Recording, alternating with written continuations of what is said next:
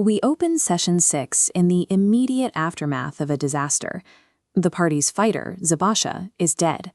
The survivors just watched a cult ritual birth an adult red dragon. And to add to the chaos, player Jace is forced into an audio-only role, while his new laptop's antivirus software blocks the game map. The party heads straight to Shideweg Keep to put the sighting on the record. A gnome scribe named Scribnus meets them with a clipboard to take the statement. During the report, the party confirms that Boomla, a missing Dwarven tax emissary, was the captive they saw murdered during the dragon's transformation. While filing this grim paperwork, the party learns how Shideweg Keep handles the supernatural.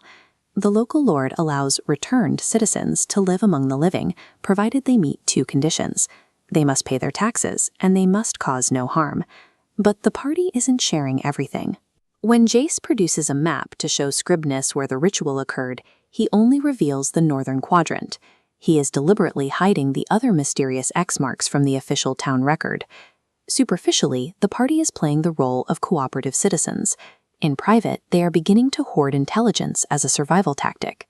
Retreating to the Whispering Breeze Inn, the party meets their ally, Susbert. She sits down and takes their hands, genuinely mourning the loss of Zabasha. Heron stops the conversation before it can go any further. She tells Susbert directly that risking their lives while being kept in the dark is no longer acceptable. She demands an end to the secrets.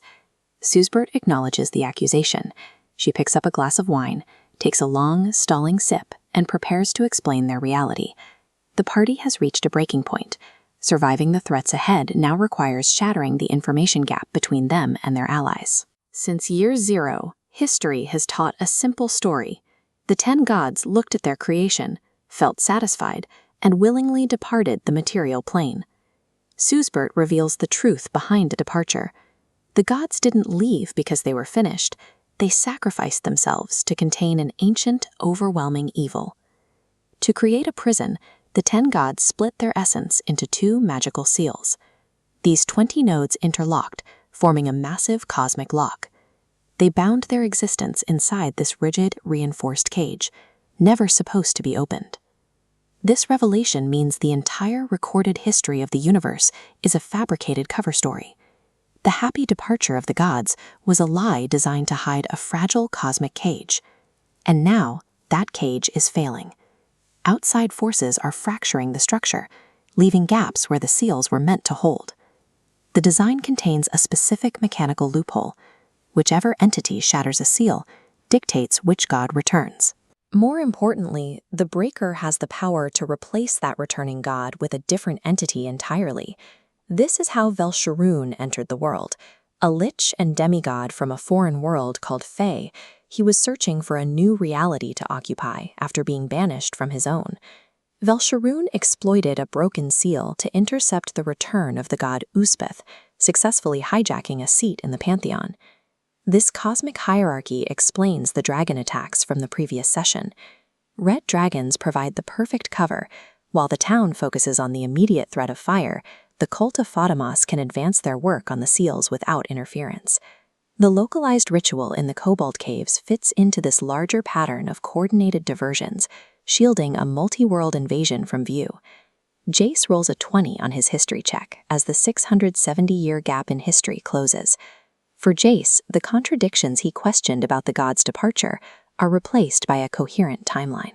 After delivering the revelation, Susbert leaves the inn.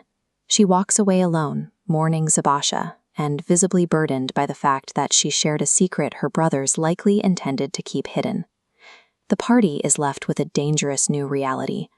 By forcing Susbert to talk, they now possess forbidden knowledge that marks them as targets for multiple organizations. The party's ignorance once provided a level of safety. That safety is now gone.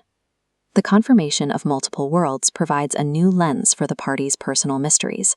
For Orin, the rogue who inexplicably woke up in this world, there is finally a mechanical explanation for his displacement. Jace's missing parents take on a new context. If the seals are gateways between worlds, they likely crossed over while investigating one, leaving them stranded on another plane. As the session ends, the party faces a strategic choice.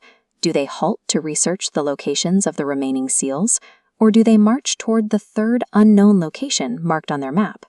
The party's focus has shifted from local survival to deciding which gods will be allowed back into the world and which will remain locked away.